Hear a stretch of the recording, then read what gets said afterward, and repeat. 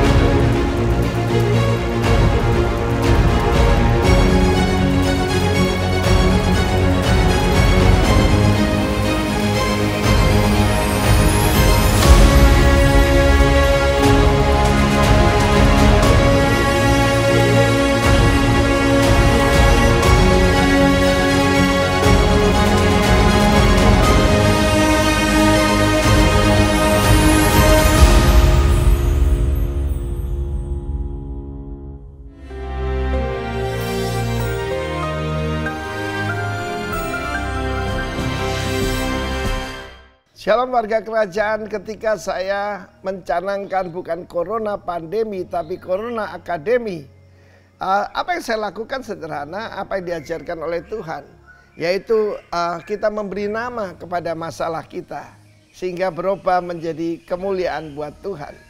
Nah, saya sampaikan minggu yang lalu bagaimana mendahului awakening, revival, outpouring harus dimulai dari apa? Kita melihat di dalam kitab Habakuk yang pernah saya sampaikan pasal ketiga, di mana Tuhan akan datang daripada Teman, daripada Paran, Saudaraku, Teman dan Paran itu adalah daerah Edom dan juga Saudi Arabia.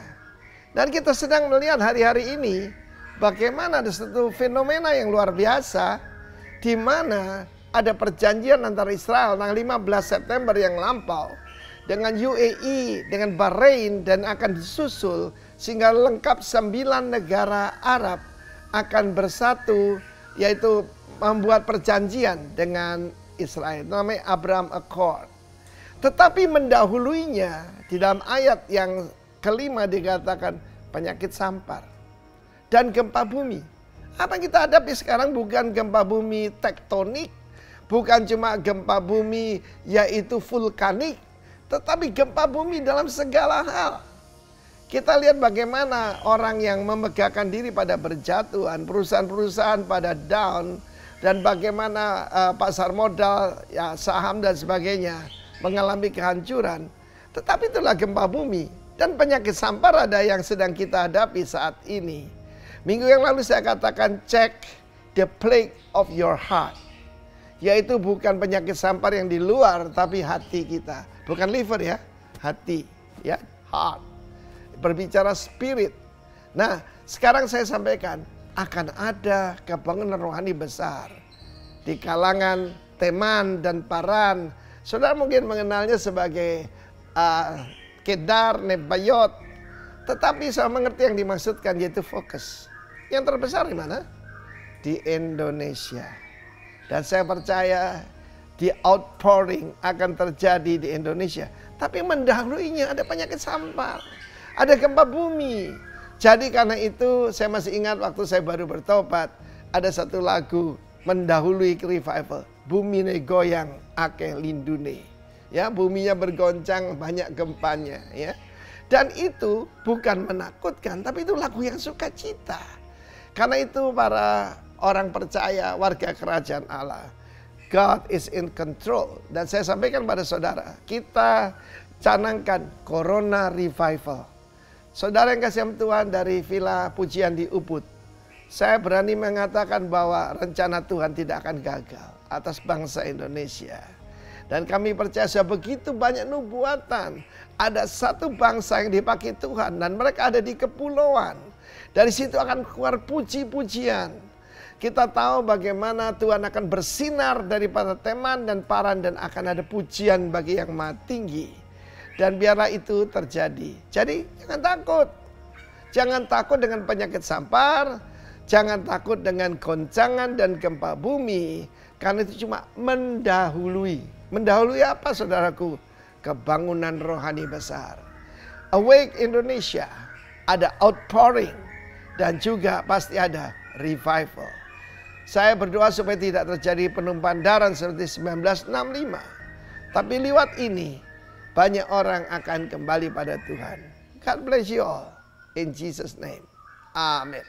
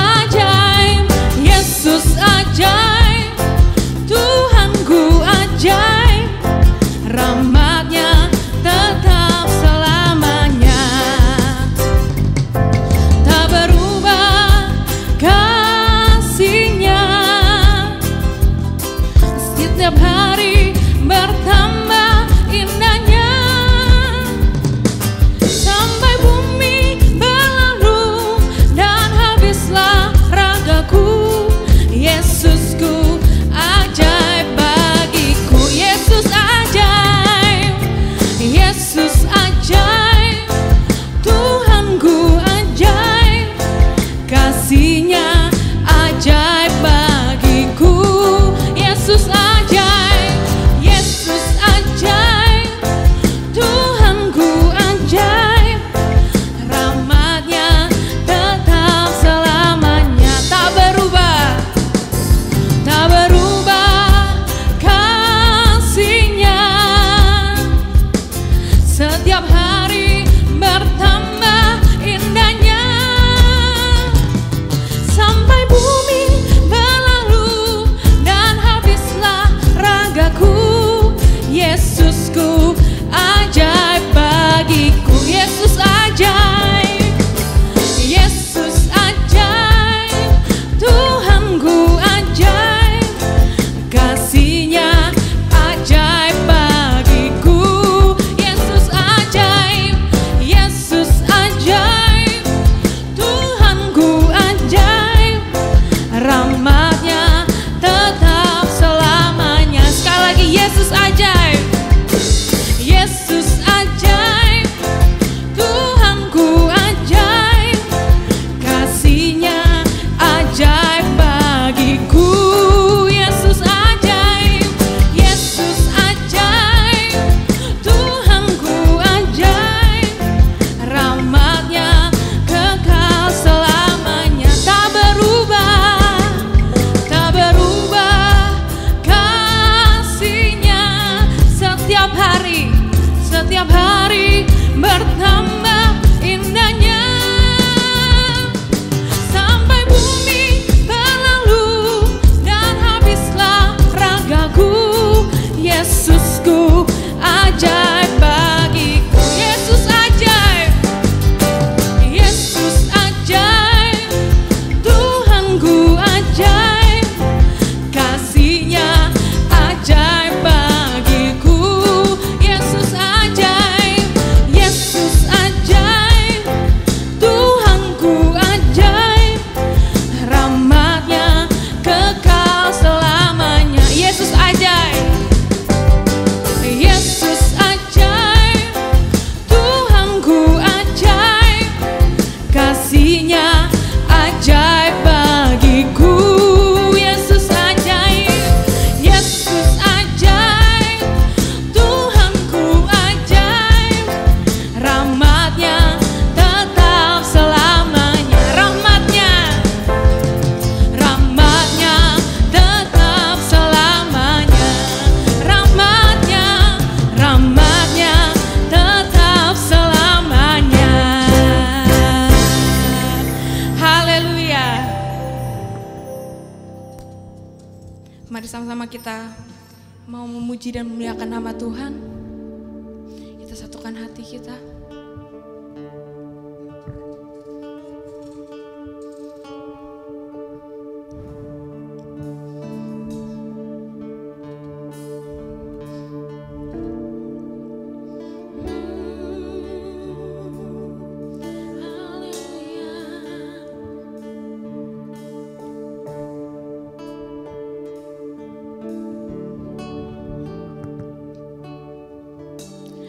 Bapa, Kau setia. Bapa, Kau mulia. Tenanglah jiwaku, aman bersamamu.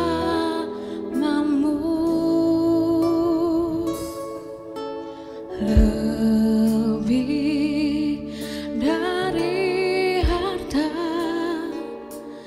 Kaulah segalanya.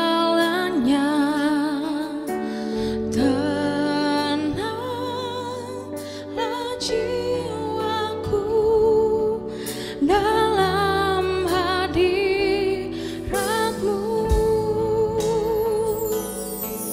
Kau tunjukkan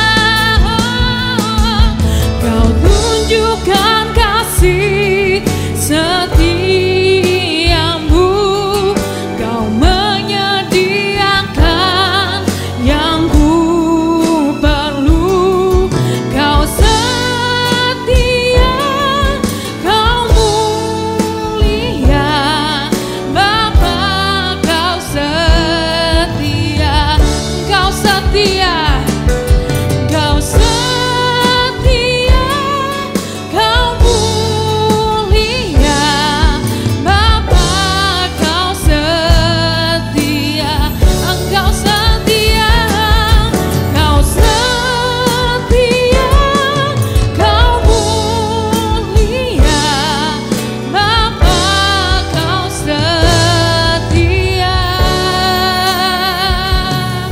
Haleluya. Yesus, Yesus.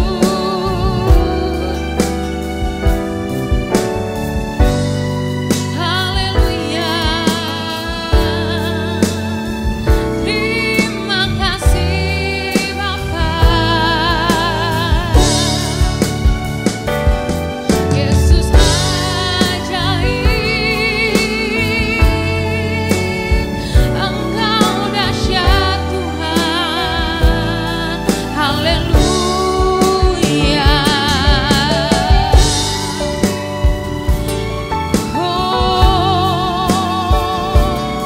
Engkau dahsyat, Engkau mulia, Yesus.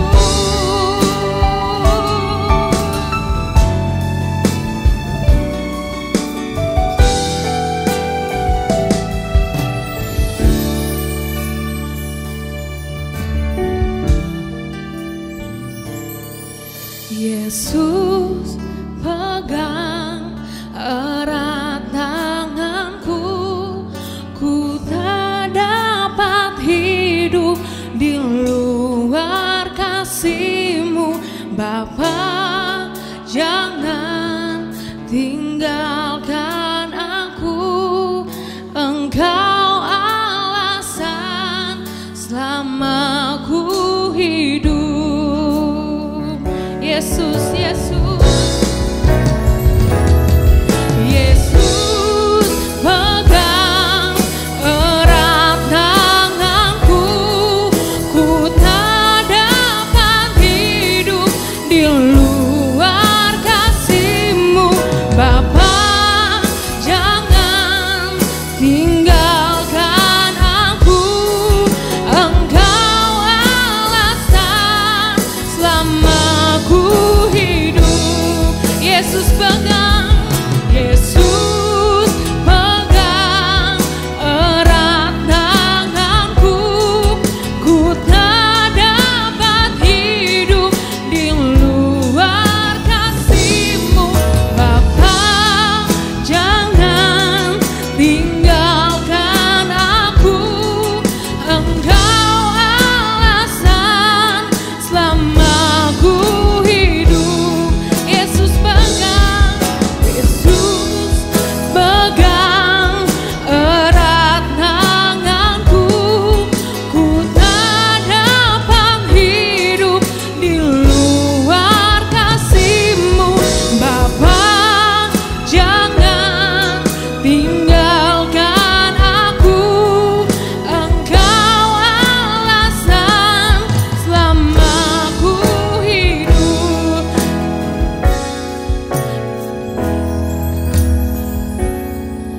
Yesus pegang erat tanganku, ku tak dapat hidup di luar kasih-Mu. Bapa, jangan tinggalkan aku, Engkau alasan selama ku hidup. Engkau alasan selama ku hidup. Engkau alasan selama ku hidup.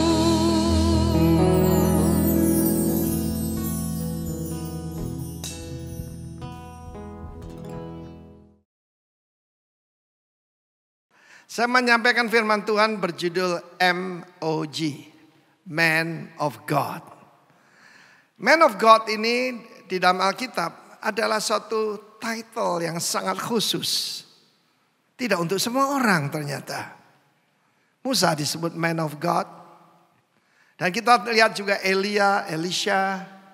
Dan juga ketika Tuhan Yesus menampakkan diri dan memberi pesan kepada orang tua dari Simpson. Ibunya berkata begini, "A man of God datang ke tempat kita." Saudaraku yang kekasih Tuhan, ada banyak title yang membuat orang jadi sombong dan congkak. Saya ketemu banyak orang kalau setelah lulus sekolah teologi, mestinya kan tambah rendah hati, tambah mengerti. STH tapi sangat tinggi hati, saudara. Begitu MTH makin tinggi hati. Setelah S3, DTH, Duile, tinggi hatinya. Bahkan saya pernah ketemu seorang profesor, tidak khotbah di sini, ya, tapi dalam satu pertemuan semua sekolah tinggi teologi seluruh Indonesia yang harus 430 sekian, yang datang kurang lebih separuh. Dia tidak mengakui Alkitab itu firman Allah. Yaitu OMG, saudaraku, oh my God. Bukan man of God. Mari kita lihat 1 Raja-Raja pasal 13. Sedikit latar belakang. Maka pada saat itu kerajaan Israel sudah pecah. Negara selatan, kerajaan yang selatan dipimpin Rehabeam, putra dari Salomo. Nama ibunya Maakah. Sayang sekali bukan orang Israel, orang Amon. Kita tahu bagaimana Salomo mencintai banyak perempuan asing. Dan itu yang menyebabkan hancurnya dia. Kita melihat bagaimana David, seorang yang berkenan pada Tuhan, kecuali di dalam hal istri Uria, yaitu Batsheba. Lalu kemudian Salomo sangat kaya dan kerajaannya bukan terbatas kecil seperti ini, tapi dari sungai Nil sampai sungai Efrat. Itu yang dijanjikan Tuhan kepada Israel. Itu gambaran sedikit daripada kerajaan 1000 tahun yang akan dipimpin oleh Tuhan Yesus. Lalu kemudian kan turun ya. Secara keuangan ekonomi hebat luar biasa. Tapi secara rohani bangkrut. Lalu waktu Rehabeam, maka justru kerajaan itu pecah. Lihat namanya kan bagus. Ketika dia lahir, putra raja terkaya di dunia namanya A People Has Enlarged. Saudaraku, tema bulan ini movement. Harusnya ada pergerakan dari kakeknya itu harus lebih bagus, lebih hebat seperti Abraham, Ishak, Yakub begitu. Tapi sayang justru terpecah. Yerobeam adalah seorang hamba daripada Salomo dan Tuhan bangkitkan untuk mengkoreksi Salomo. Kalau ada musuh di dalam kehidupan kita, Tuhan ingatkan dan mengkoreksi kita. Saya harapkan lewat corona ini saya beri nama corona correction juga. Siap dikoreksi oleh Tuhan? Saudara datang kan minta dikoreksi oleh Tuhan kan? Ya. A people will contend. A contend itu melawan. Revolusi. Nama yang tidak cocok buat anak Tuhan. Karena spirit yang sedang bekerja di dunia ini ada lawlessness. The spirit of disobedience. Roh kedurhakaan. Mari kita baca dalam 1 Raja-Raja 13. Yerobeam berdiri di Mezbah. Kerajaan sudah pecah. Dan Yerobeam mendirikan agama baru. Supaya orang-orang di kerajaan utara itu yang terdiri dari 10 suku. Dan kemudian ketika dia mendirikan penyembahan anak lembu emas, suku Lewi kembali semua ke selatan. Kalau sebagian ada yang pergi ke utara, pulang ke selatan.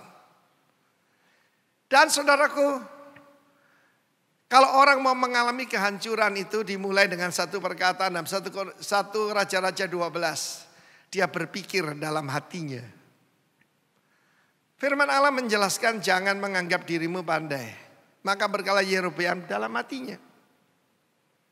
Kita tahu orang Farisi dan pemungut cukai, he pray to himself. Dia berdoa kepada dirinya sendiri. Dan dirinya jadi Tuhan, saudara ya. Berpikir dalam hatinya. Jika bangsa itu nanti mempersembahkan korban ke selatan, ke Yerusalem. Lama-lama hatinya berbalik, nanti aku dibunuh. Apa yang harus aku lakukan? Lalu dia bertanya kepada teman-temannya, enaknya bagaimana ya?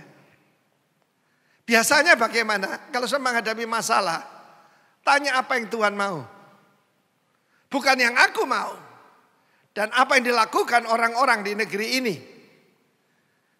Tapi ketika berkata begitu, dia mendirikan penyembahan lembu emas. Anak lembu emas adalah, itu belajar di Mesir. Tapi itu juga penyembahan kepada Baal, dewa kemakmuran. Dia pasang di Bethel dan Dan. Bethel artinya house of God, bukan? Kebetulan yaitu naungan kita gereja Bethel Indonesia, bukan Bethel ya, Bethel, the house of God. Nanti tanggal 6 ini ulang tahun ke-50. Puji nama Tuhan, amin. Dan dari kurang lebih 6.000 jemaat sekarang akan menuju 10.000 seperti yang didoakan dan diharapkan oleh founding fathers kita. Nah, kita lihat di sini, dia menaruh lembu yang satu di Bethel, yang lain di Dan. Dan hal itu menyebabkan orang berdosa. Bukan cukup berdosa sendiri, dia ngajak seluruh bangsa berdosa. Dan kita tahu bagaimana akhirnya 10 suku ini disebarkan di seluruh dunia. Dan karena itu orang panggil Yahudi, karena hanya kerajaan selatan sebagian pulang kembali ke Israel. Saudara, dia mengangkat imam sekehendak hatinya. Sudah jelas Tuhan mengatakan, Tuhan benci penyembahan berhala. Dan Tuhan telah memilih Yerusalem ya sebagai kota yang dia pilih, dan bait Allah itu, mataku tertuju pada rumah ini dan doa dari tempat ini. Dia mendirikan kepercayaan lain. Saudara tahu mendirikan agama itu gampang sekali. Apalagi di Jepang. Di Jepang itu macam-macam, saudaraku. Saya dengar cerita di Perancis. Ini kejadian ini abad yang lalu ya. Ada seorang datang menghadap yang berwajib. Ya, Kementerian Agama itu cuma ada di Indonesia, saudara, tempat lain tidak ada. Tapi ketika mereka menghadap, kami mau mendirikan agama baru, saya kumpulkan semua yang baik dari semua agama. Jadi agama gaduh-gaduh gitu ya.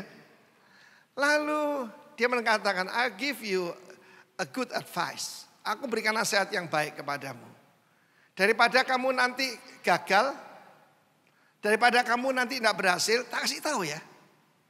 Sebagian besar, yaitu penduduk di negeri ini, ya ini akhir abad 19 lah, 18 sekian.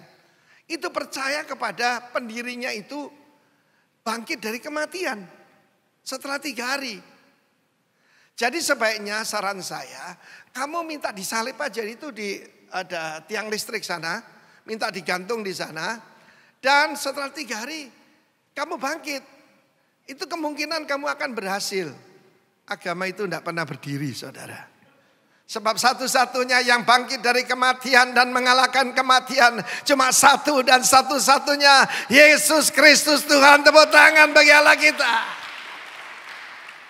Bukankah itu mirip dengan gereja-gereja sekarang? Sembarangan saja. Ya, bagaimana menarik massa. Kasih orang lucu-lucu. Tidak semua orang boleh berkhotbah di mimbar ini. Kok sombong, Pak? Bukan sombong, saya berhati-hati. Amin. Kalau kita ambil darah saja, maka juru rawat itu akan mengatakan, Pak, ini jarum baru ya Pak, belum pernah dipakai. Bagaimana kalau dia pakai jarum karatan?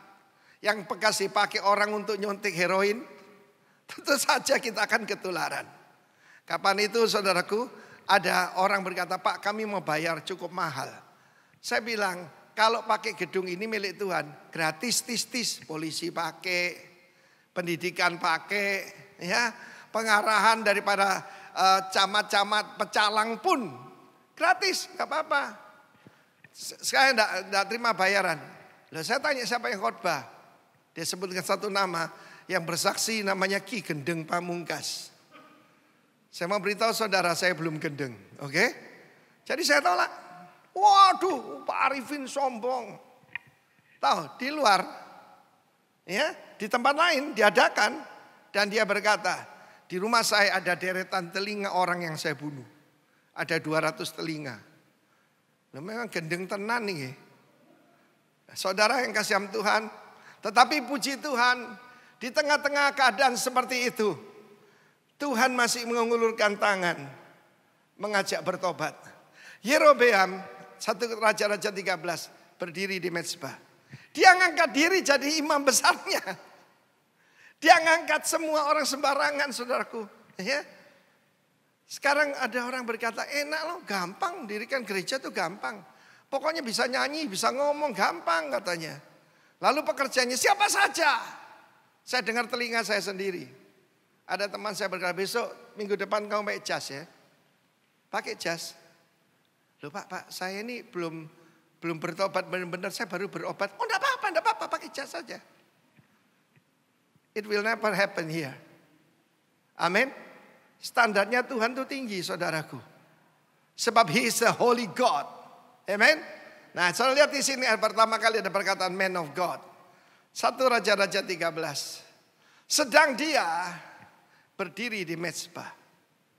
Jadi dia ngangkat diri jadi imam besar. Bukan cuma raja, imam besar sekalian, komplit kan kayak Melkisedek begitu. Datangnya seorang hamba Tuhan, man of God, ya. Seorang abdi Allah ini, saudara, bukan servant of God tapi man of God, is Elohim. Seperti saya katakan tadi, itu panggilan yang sangat spesial. Hanya untuk beberapa orang hebat. Dalam 2 Raja-Raja Fatsal yang keempat, maka itu sebutan untuk Elisha, the holy man of God. Oh, luar biasa. Bukan MOG tapi HMOG. Holy man of God. Bagaimana orang panggil saudara dan saya? Atas perintah Tuhan, dia berkata pada mezbah. Misalnya ini mezbah ya. Hei mezbah. Saudaraku, anak Tuhan itu adalah makhluk yang ajaib. Kita disuruh berkata pada gunung, berkata kepada langit, berkata kepada kerajaan-kerajaan. Dan di sini dia berkata pada mezbah. Mezbah apa itu? Mezbah penyembahan berhala. Yang kalau menyakiti hati Tuhan tidak ada lebih daripada penyembahan berhala. Sebetulnya Tuhan pernah berjanji lewat Nabi Akhia. Nabi Akhiahu pernah berkata pada Yerobeam, kalau kamu hidupnya menurut firman Tuhan, menurut ketetapan Tuhan, aku akan membangkitkan bagimu keluarga yang teguh setia seperti yang kulakukan kepada David. Tetapi kalau engkau melanggar, kita lihat nanti ngerinya, ngeri benar penyembahan berhala itu, saudaraku. Dia mengangkat imam-imam seenak dirinya. Kemarin ada teman saya tidak usah sebut siapa. Ada orang baru datang di jemaatnya, naik mobil Mercedes Sport 2 pintu.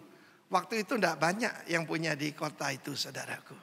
Lalu minggu depan pakai jas ya. Tidak taunya orang ini adalah makelar kasino dari Makau. Celaka, saudara, bikin malu ya tak? Lalu dia berkata, beginilah firman Tuhan. Seorang man of God hanya mengucapkan firman Allah.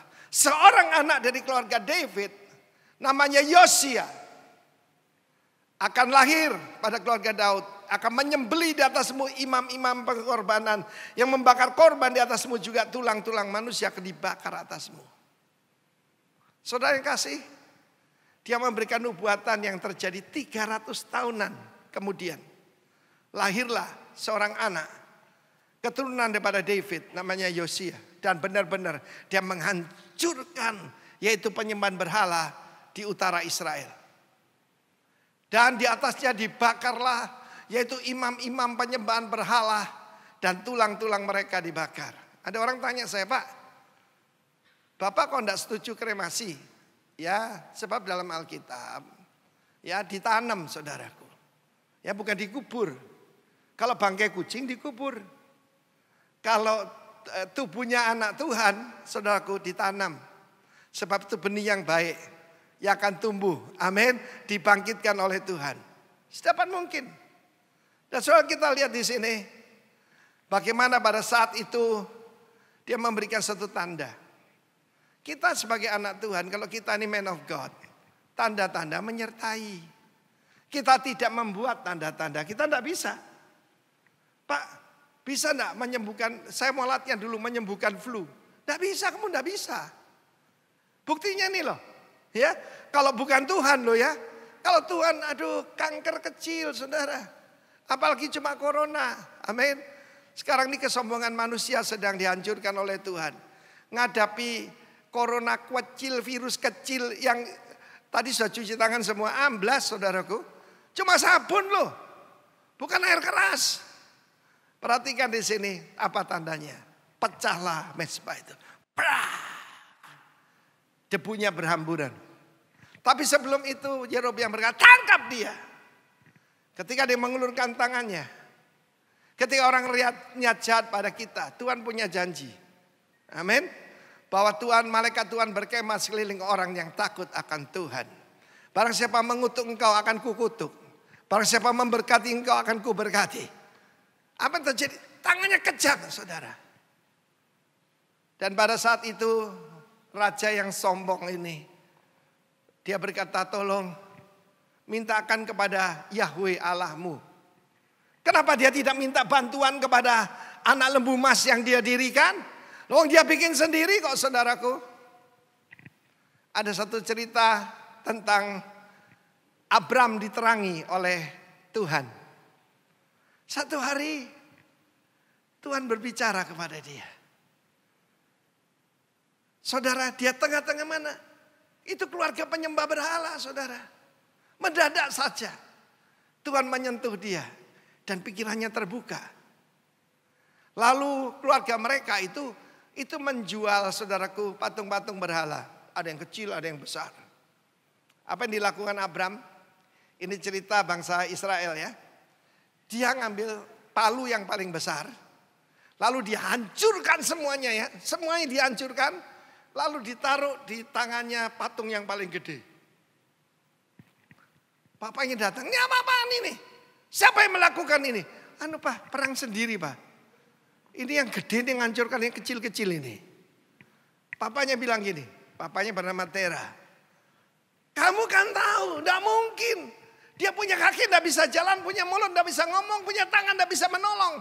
Dan ini kan umurnya baru 2 hari, kemarin kita baru takut taruh di showroom. Kata Abram, karena itu papa tahulah, saya ketemu dengan Allah yang hidup. Dan kita tahu bagaimana dia mengajak papanya keluar dari Ur Kasdim. Saudara yang kasih, pada waktu itu tanda pertama mezbah itu hancur saudara. Pernah kejadian di sebuah, ini kejadian sekitar akhir tahun abad yang lalu. Dan ini disaksikan oleh rekan kita yang pernah berkhotbah di sini beberapa kali, Pendeta Tommy Tenney dari Amerika. Bagaimana waktu menyembah Tuhan, mezbah itu terbelah 2. Memang ada dosa di jemaat itu. Dan dosanya pada gembalanya saudaraku. Dan Tuhan kasih tanda, split. Dan saya masih ingat ketika meresmikan geraha itu, Bethany di Nginden, Pak Alex tanya saya, Vin, siapa itu pendeta yang waktu dia khotbah, mezbahnya itu, mimbarnya terbelah itu siapa? Saya bilang, saya cuma kenal Tommy Tenney, undang dia. Dan Tommy Tenney berkhotbah di Nginden waktu itu. Tetapi saudara yang kasih Tuhan, Tuhan sanggup menghancurkan, yaitu penyembahan dalam bentuk apapun, semua penyembahan palsu. Amin. Lalu yang kedua, tangannya jadi kejang saudara. Tangannya begini, dan saya ditarik kembali. Saya sering mengalami salah satu saja kesaksian saya. Satu hari ada seorang ibu komplain tentang suaminya. Salahnya sih, mereka menikah karena dua-duanya orang kaya di Surabaya saudara. Mereka menikah ya baru lulus SMA saudaraku. Jadi tanpa persiapan, ya gitu sajalah. Namanya jatuh cinta, tak ya? Ya, tai kucing rasa Loh, ada yang bilang coklat, pernah makan rupanya. Dan dia cerita, aduh suami saya itu keras Pak Arifin. Dan saya diajak ke rumahnya, saya kaget. Kenapa? Foto suaminya semua di tip X sama dia, saudaraku. Kenapa dia keras? Oh iya, dia memang latihan tinju. Dia latihan tinju. Ya, saya ketemu suaminya, lalu saya ajak kita persekutuan. Ingat, kalau kita panggil nama Tuhan, Roh Kudus hadir. Dan saat itu, ketika siapa lagi mau didoakan, dia berdiri.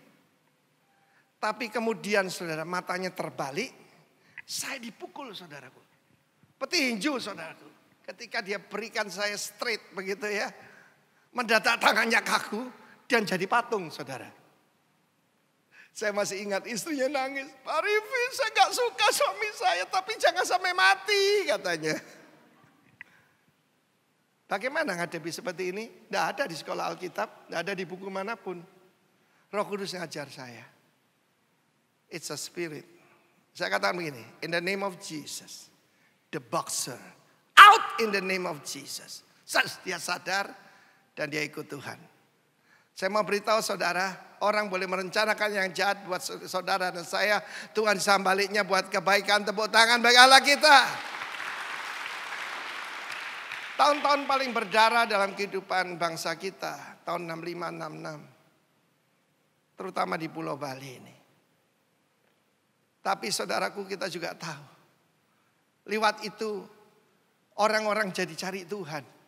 Gereja-gereja jadi penuh. Banyak orang datang pada Tuhan minta dibaptis. Sebab pada saat itu tidak ada hukum saudara. Tidak ada hukum pada saat itu. Tetapi saya mau beritahu yang di depan bisa lebih ngeri dari sekarang. Ya, sekarang ini kan bahaya nih saudara ya. Dibangkit-bangkitkan. Apa tujuannya? Kita mau diadu domba.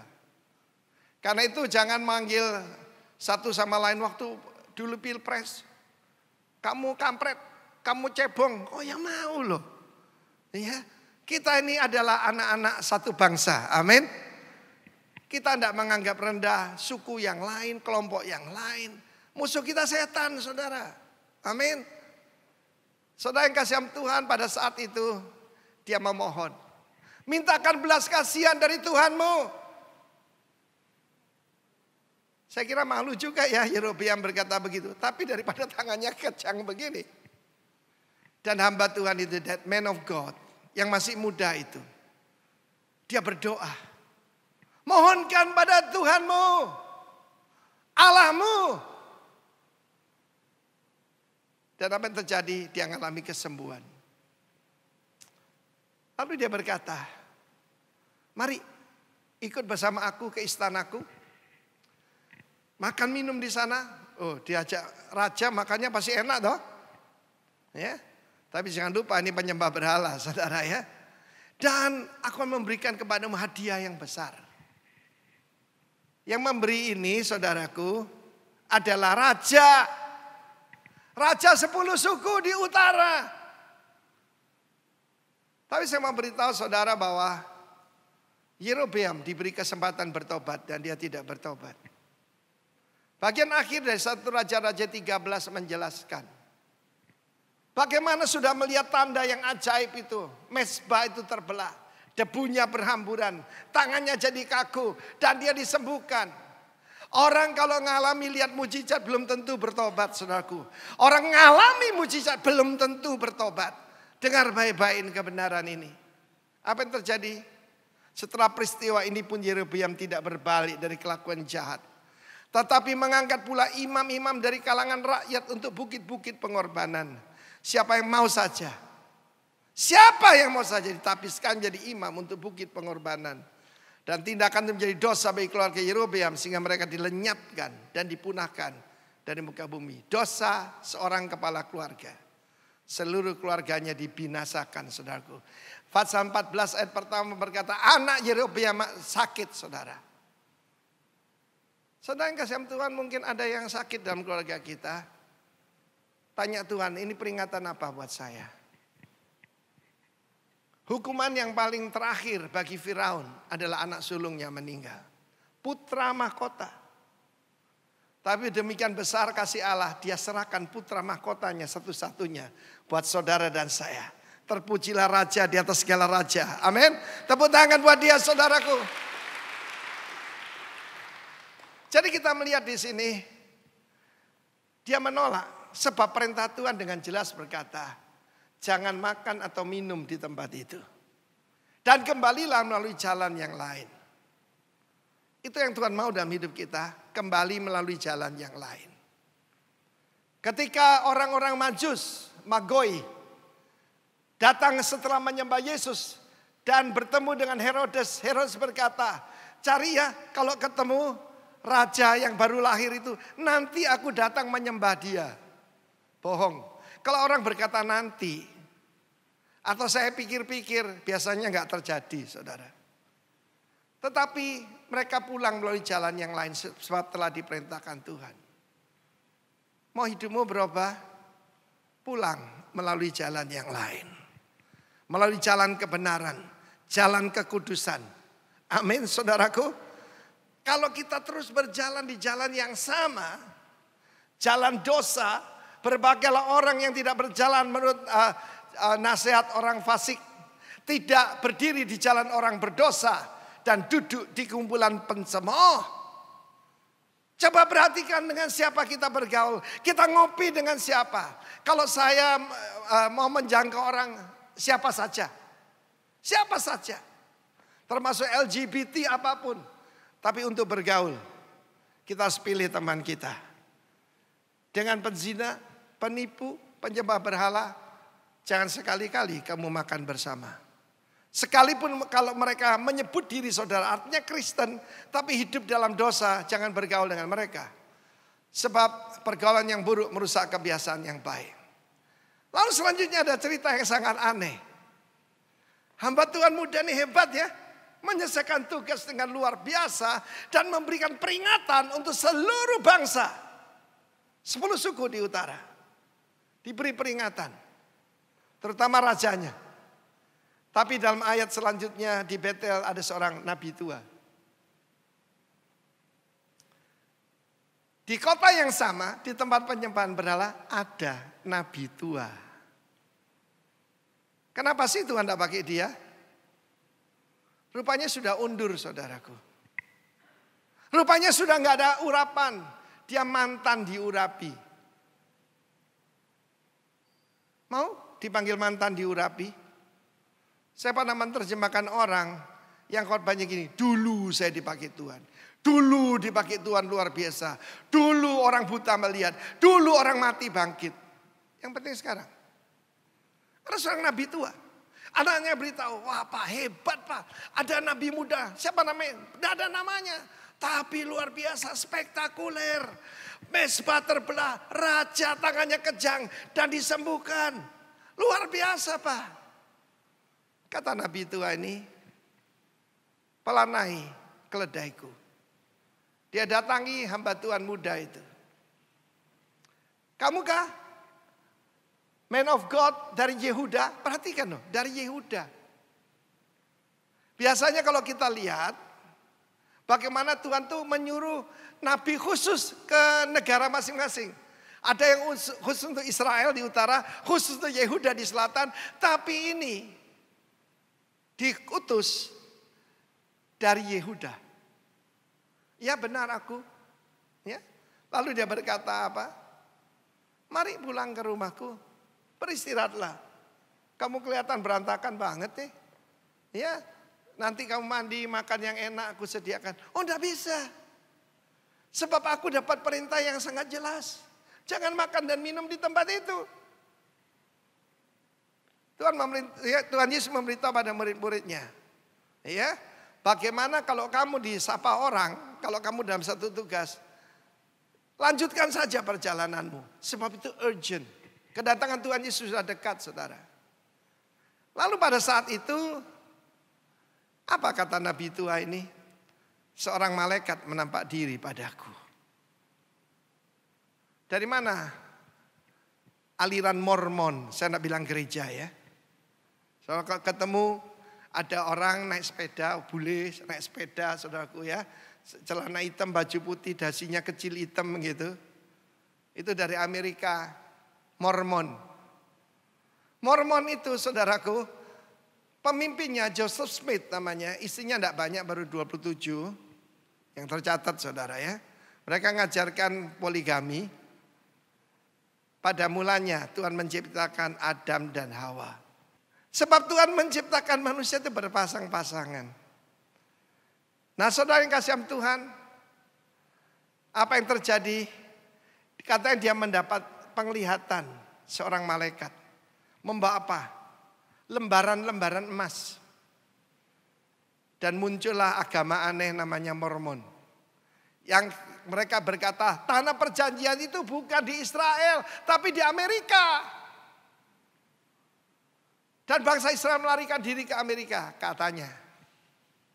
Tapi anehnya pengikutnya luar biasa.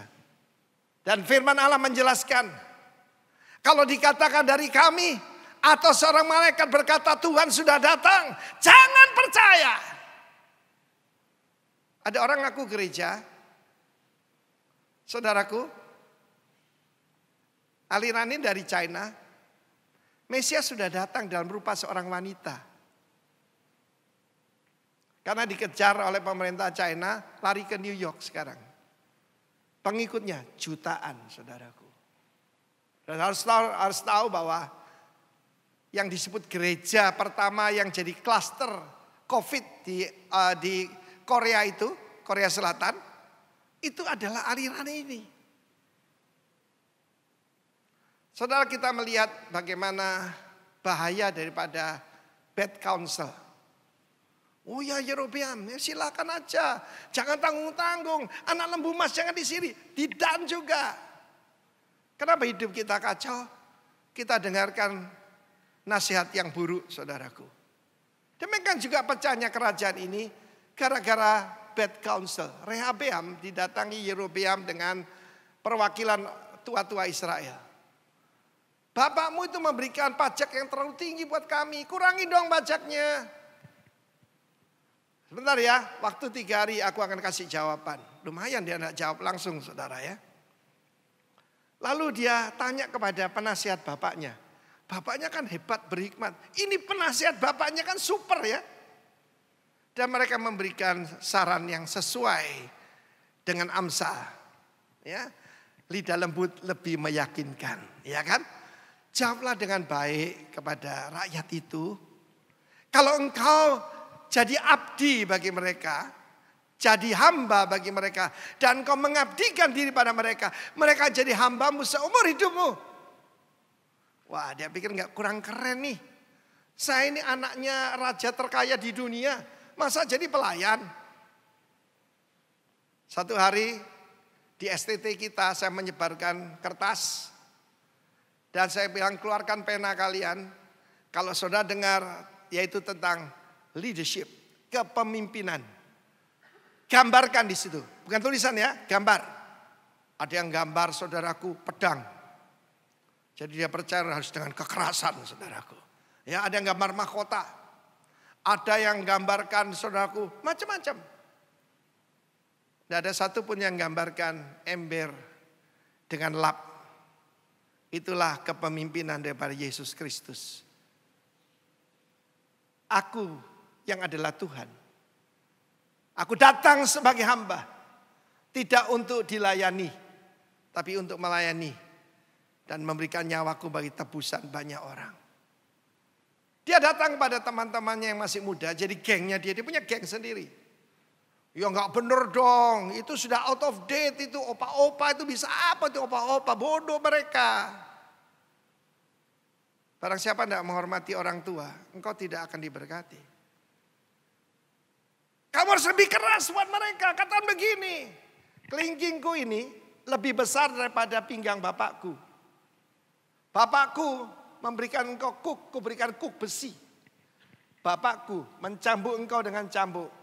Aku cambuk engkau dengan kalajengking. Kalajengking itu adalah cambuk berduri. Dan kerajaan itu pecah. Apa yang menyebabkan kehancuran? Pride, kesombongan. Apa yang menyebabkan yaitu Yerobeam error? Fear, ketakutan. Jangan ambil keputusan karena ketakutan atau karena kesombongan. Jangan. Kita belajar pada cerita ini. Dan juga jangan percaya dengan semua orang nyebut dirinya hamba Tuhan. Jangan percaya dengan orang yang mengatakan aku dapat wahyu daripada malaikat. Malaikat berkata, kamu harus ke rumahku. Dengar saudara, takut akan manusia mendatangkan apa? Takut akan manusia mendatangkan jerat. Saya masih ingat ada seorang gadis. Dari suara kan kita bisa tahu yang telepon ini gadis apa oma-oma ya. Bisa tahu ya. Pak, saya dilecehkan bos saya, Pak. Saya dilecehkan bos saya, Pak. Oh ya, ya keluar saja. Loh gimana keluar, Pak? Nanti saya makan apa? Loh Tuhan Yesus sanggup mengembalakan kamu. Ditutup saudara teleponnya.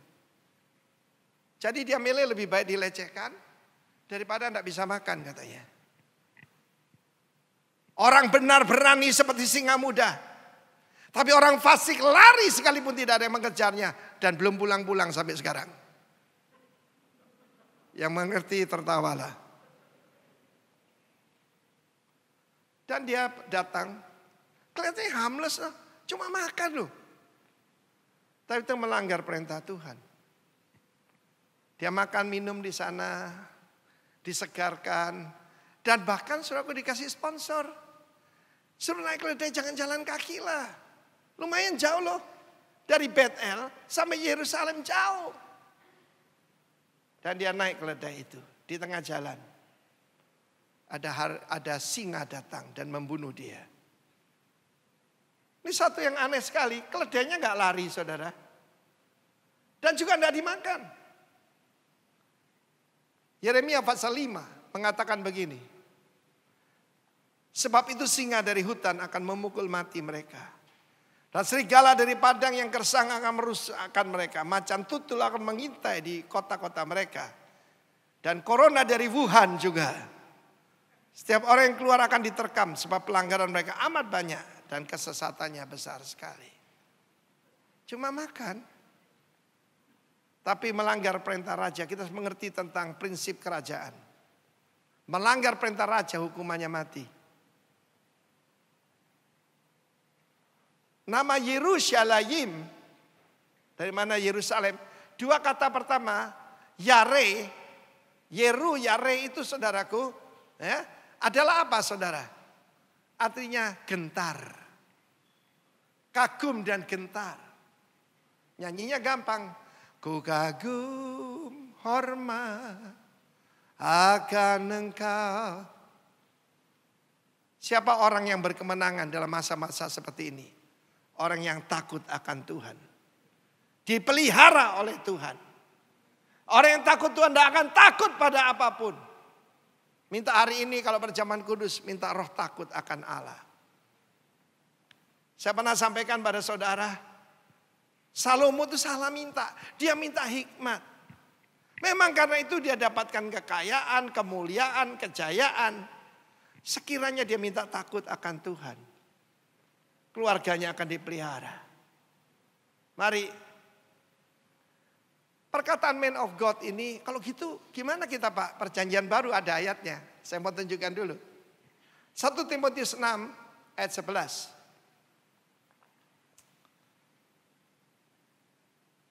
Tetapi engkau hai manusia Allah. Jauhilah semuanya itu. Kejarlah keadilan. Kebenaran di sini. Righteousness. Ibadah. Kesetiaan, kasih, kesabaran, dan kelembutan. Kelemah lembutan. Tetapi engkau hai manusia Allah. But you, O man of God. Mari kita jadikan goal dalam hidup kita. Man of God. 2 Timotius pasal 3. 16 dan 17. Segala tulisan yang diilhamkan Allah.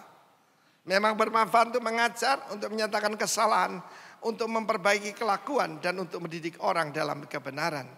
Baca bahasa Inggris. That the man of God, that's you and me, may be perfect, thoroughly furnished with all good works. Yang diperlengkapi untuk setiap perbuatan baik. Bagaimana memperlengkapinya? Firman Tuhan. Ketika saya renungkan, istri saya berkata, kita diberi istirahat oleh Tuhan. Iya, istirahat luar biasa. Tapi juga diberi apa? Yang paling berharga di dunia ini, waktu. Dulu hampir tidak punya waktu, saudara. Saya terbang dari satu kota ke kota lain, dari satu negara ke negara lain. Sekarang Tuhan beri saya waktu. Waktu apa? Untuk mengkoreksi diri saya. Ketika saya membaca firman Tuhan, saya lihat banyak kekurangan saya. Dan itu yang harus kita kejar. Tampilkan lagi tadi 1 Timotius 6:11. Perhatikan, apa yang harus kita kejar? Righteousness, godliness, faith, love, patience, and meekness. Lewat ini kita belajar ketekunan. Sering saya bilang, saya teknologi cuma belajar 5 tahun. Jadi insinyur. Tapi tekun logi sampai sekarang belum lulus-lulus. Man of God punya ciri-ciri seperti ini. Lemah lembut. Kebenaran, di terjemahan keadilan di situ. Godliness. Saudara, kata Nabi tua itu, pelanai keledaiku. Dan dia pergi ke sana dan dia tercengang. Dia melihat ada mayat. Mantan man of God tadi. Hanya karena satu kesalahan. Ini membuat kita berpikir jangan main-main dengan Tuhan. Tidak apa-apa Pak, sekali aja kok. Saya nggak ada perasaan apa-apa, pokoknya sekali aja. Sedikit aja tidak apa-apa toh. Lihat itu. Lalu dia menguburkan. Yaitu hamba Tuhan itu. Dan dia beritahu, kamu tidak akan dikubur di tempatmu. Emang benar. Dikubur di mana saudaraku? Justru di Betel. Di tempat penyembahan berhala. Tapi Nabi tua itu berkata, nanti aku mati kubur juga di situ. Apa yang ada di batu nisannya? Apakah man of God from Yehuda? Mungkin ada tulisan di situ, hampir jadi nabi, hampir. Mantan tuh enggak enak loh saudara.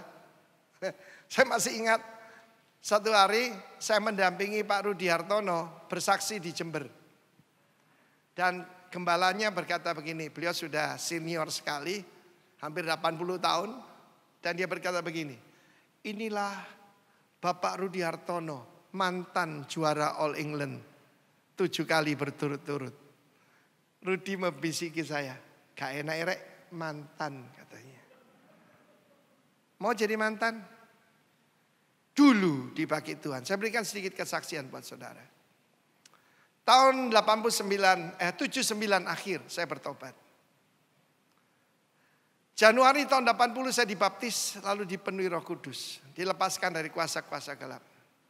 Dan saya mulai melayani Tuhan, di rumah saya ada persekutuan. Setiap Jumat itu selalu penuh dengan mujizat. Yang datang itu asalnya 2 orang, istri saya dan ibu mertua saya. Lalu ada orang kerasukan setan, gila, sembuh saudaraku. Dia ngajak teman-temannya 2 jadi 20, 20 jadi 200. Rumah saya gak karu-karuan kalau saya Jumat itu saudara ya. Mobil dari ujung sampai ujung. Lalu saya berkenalan dengan seorang hamba Tuhan. Yang dulu dipakai luar biasa di Surabaya. Saya tidak akan sebut nama beliau, karena sekarang beliau juga sudah bersama Tuhan Yesus. Dan timbul yaitu namanya chemistry di antara kita. Saya ini haus firman Tuhan dan beliau melatih saya untuk menjadi penterjemah. Bahasa Inggrisnya saudaraku, waduh flawless. Kalau saya berbahasa Inggris ya ketahuan lah saya orang Indo lah. Tapi dia selama di Amerika. Wajahnya tuh ganteng, rambutnya perak saudara. Dan dia kalau berkhotbah itu ya pokoknya luar biasa lah. Tapi kalau dia khotbah itu mesti cerita dulu. Dulu orang kusta saya pegang sembuh. Dulu ada orang mati yang saya bangkitkan. Dulu. Tapi nggak ada tanda apapun. Nggak ada gerakan apapun. No movement at all. Lalu dia bilang kepada saya gini, Arifin. kamulah orang yang saya cari-cari. You mesti meneruskan pelayanan Om. Om akan kembali ke Amerika dan jemaat ini kamu yang pimpin. Loh, saya ini masih hijau, saudara. Baru ikut Tuhan 2 tahun. Cuma bisa nyanyi. Kita ini dulu pengamennya Tuhan. Saya main gitar, dia main tamborin. Tapi aneh juga dengan pelayanan sederhana banyak orang sembuh, saudara. Dia bilang jual rumahmu. Lalu take over jemaat ini. Serahkan sebagai persembahan. Kamu boleh tinggal di rumah yang Om dulu tinggal. Dan pimpin jemaat ini. Saudara, untung saya baca ayat ini. Saya bilang, baik Om, saya akan berdoa. Saya mendengarkan ayah mertua saya. Papa saya waktu itu belum bertobat, tapi papa mertua saya sudah. Dia bilang rasanya kok ada yang kurang pas katanya. Mari kita berpuasa. Orang berpuasa itu apa? Saudara? Mendengarkan suara Tuhan. Dan jawabannya adalah no. Saya datang, Om, minta maaf. Saya merasa diri saya belum layak. Oh, tidak apa-apa. Om percaya you akan dipakai Tuhan. Apa yang terjadi, saudara? Untung saya tidak jual rumah saya. Lalu pindah ke sana. Kenapa? Gedung gereja itu dijual, saudaraku. Uangnya dia bawa ke Amerika. Lah kalau si tolol ini duduk di sana, saya yang dimaki-maki orang. Karena itu jangan bergantung pada pengertianmu sendiri. Percayalah pada Tuhan dengan segenap hatimu. Dan jangan dengan pengertianmu sendiri. Dan itulah menyembuhkan engkau dan tulang-tulangmu.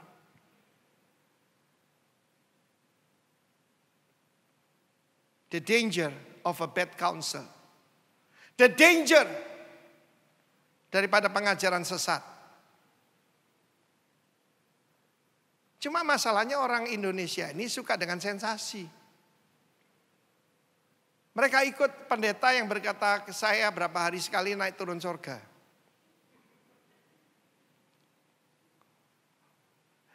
Untuk ada teman saya itu Tangkas, saudaraku. Tangkas berbicara. Dia berkata, aku tahu siapa yang biasa naik turun surga. Tahu siapa? Iblis. Ayub pasal 1 naik turun surga. Tapi orang mengikut orang-orang semacam itu. Pak Arifin terlalu tradisional, kurang spektakuler. Ya terserah, saya tidak mengejar tanda. Tanda mengikuti orang percaya. Tepuk tangan bagi Allah kita. Saya cuma lengkapi dengan ngerinya penyembahan berhala. Ketika anak Yerobeam sakit, dia utus istrinya menyamar. Pergi kepada Ahia. Ahiahu itu artinya the brother of Jehovah. Nama bagus ya. Brother juga berarti pendukung atau worshipper of Yahweh. Tuhan Yesus menjadi anak sulung. Bukan anak satu-satunya lagi dalam perjanjian baru. Kita ini adik-adiknya, saudara. Ahia sudah tua dan dia buta. Tapi dia tahu dari derap langkah itu. Kamu istri Yerobeam. Sampaikan kepada dia. Engkau telah menyakiti hatiku. Engkau melemparkan aku ke belakang. Ya. Aku memberikan janji kepadamu tetapi engkau melanggar semuanya. Nanti tidak ada satupun laki-laki yang bisa kencing menghadap dinding yang tidak kubunuh. Dan ini tandanya. Ya, akan disergap oleh anjing mayatnya. Dan juga yang di luar kota dimakan oleh burung. Anakmu ini satu-satunya yang akan dikubur benar-benar. Hari ini saya ketemu dengan banyak keluarga yang sedih karena protokol COVID. Bahkan tidak bisa lihat, tidak tahu dikubur di mana. Tapi saudaraku, Tuhan berkata, nanti keturunanmu akan kusapu bersih. Seperti orang menyapu kotoran manusia. Seperti pinggan yang dibalik, dibersihkan, dihabiskan sama sekali. Waktu saya membaca ini ngeri banget saudara. Mengerikan sekali. Mengerikan bila jatuh pada tangan Allah yang hidup. Ada apa, yaitu berhala zaman sekarang ada. Namanya Mammon. Dan saya berdoa lewat Corona Academy, Corona Correction ini.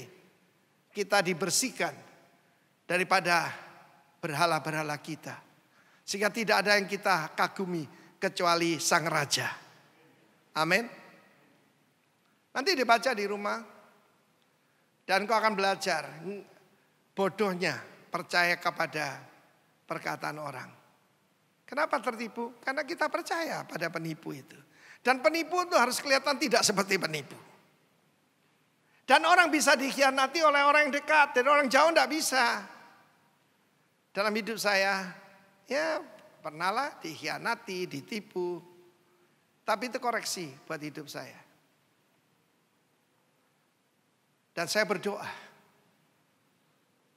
Kalau saya dipanggil Tuhan sebelum Tuhan Yesus datang. Saya harapkan Tuhan Yesus segera datang. Dan kita semua diangkat.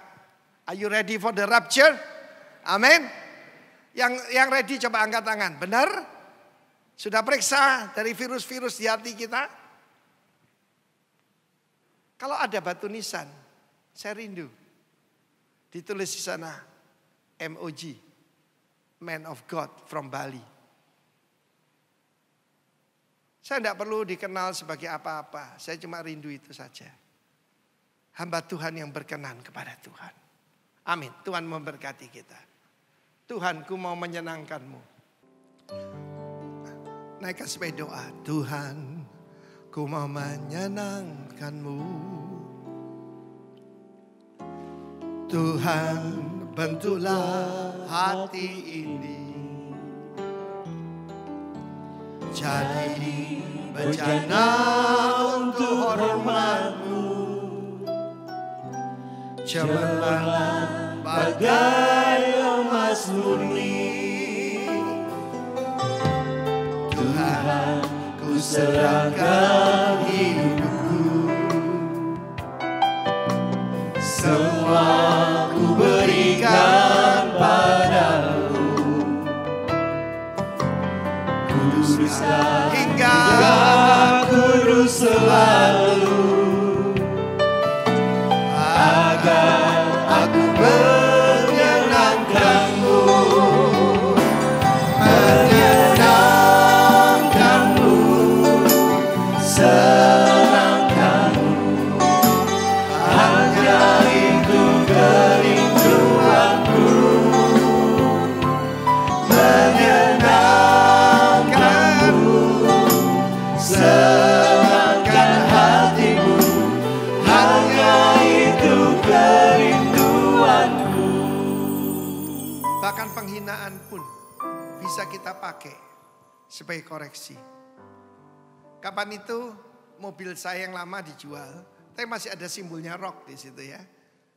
Lalu teman kita yang yaitu mengambil mobil ini ketemu dengan seseorang. Ini ya, mobilnya Pak Arifin kan? Hamba Tuhan apa Arifin itu? Pakainya bagus, rumahnya bagus, mobilnya bagus. Hamba Tuhan apa itu? Saya kaget. Oh ya, gitu ya pendapat orang tentang saya.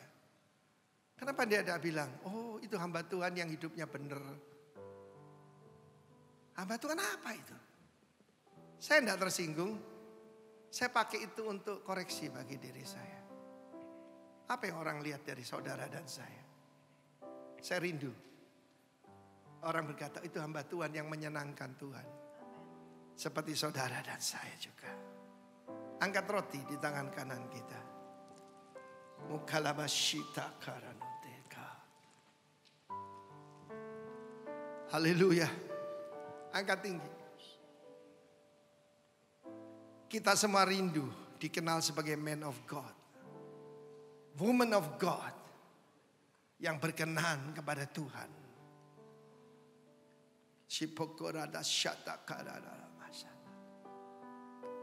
Dengan pertolongan Tuhan. Kiranya firman Tuhan memperlengkapi kita. Dan yang kita kejar adalah righteousness, godliness, faith, kelemah lembutan, ketekunan, kesabaran. Inilah persekutuan kita dengan tubuh Kristus. Kita minta roh takut akan Allah memenuhi kita. Percaya saudara ini persekutuan kita dengan tubuh Kristus. Amen. Mari kita makan dalam nama Yesus.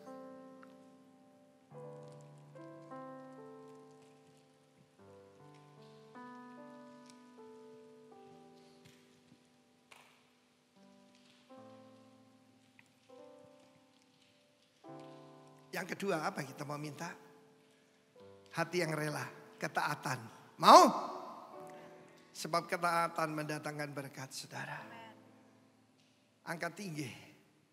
Supaya kita tidak mati konyol. Seperti the man of God from Yuda. Angkat tinggi.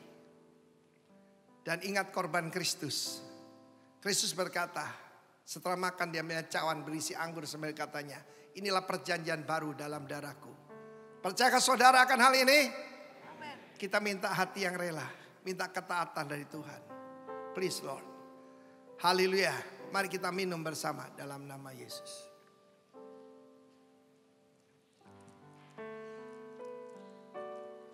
Mari angkat tanganmu dan bersyukur kepada Tuhan. Sikemayarata syanara mareho.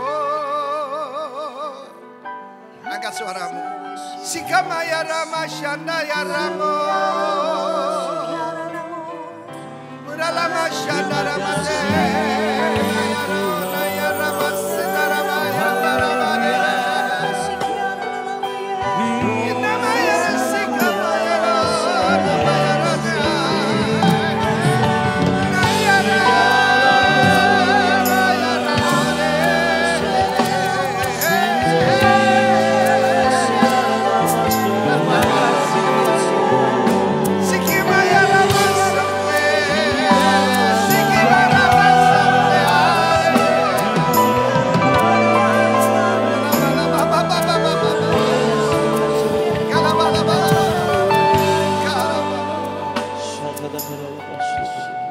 Terima kasih Tuhan, berikan pada kami the fear of the Lord.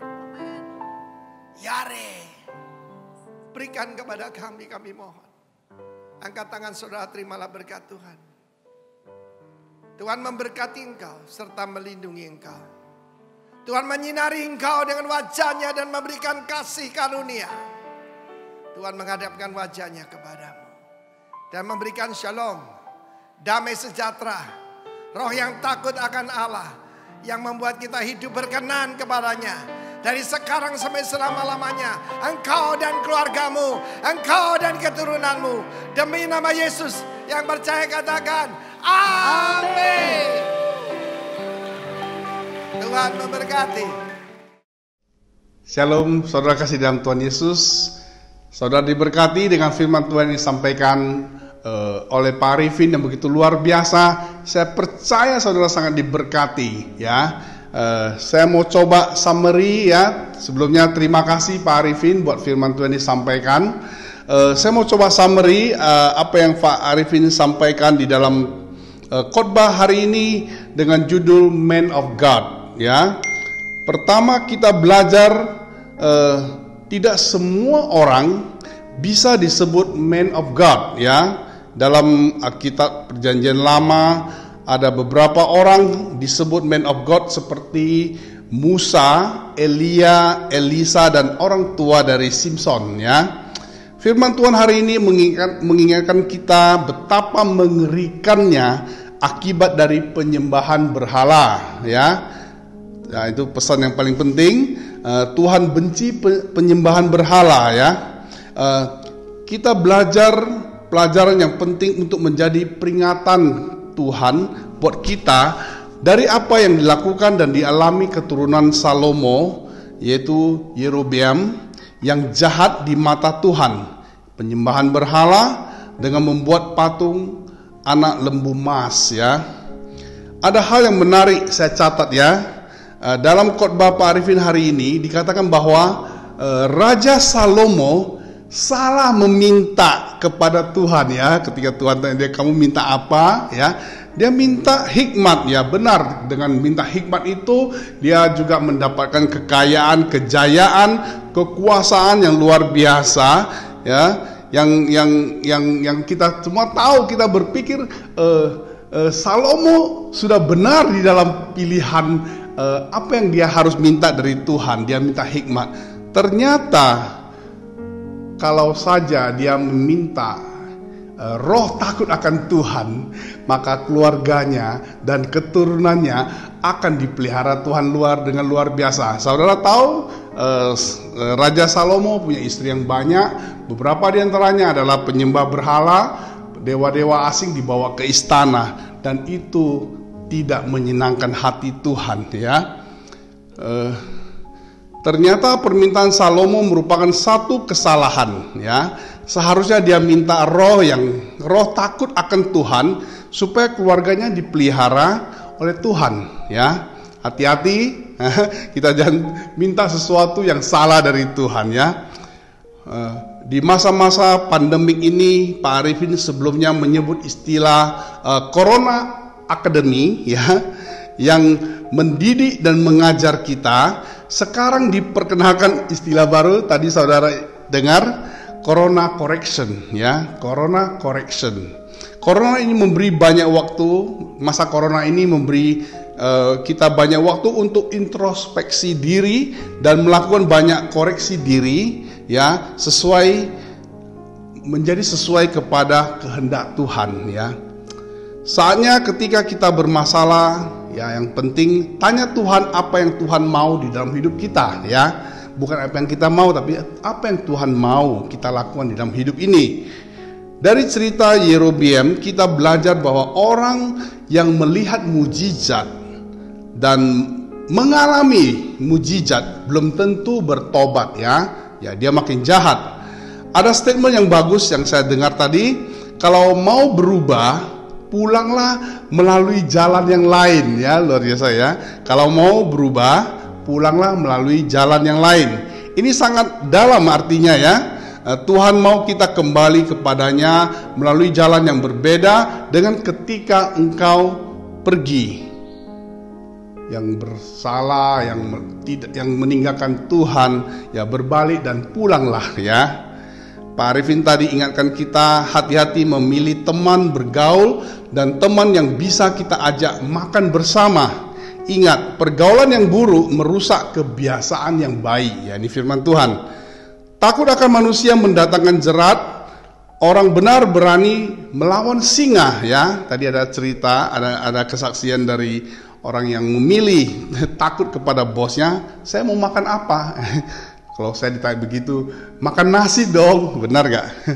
Sebaliknya, melanggar perintah raja, hukumannya mati. Kita harus kagum dan gentar kepada sang raja.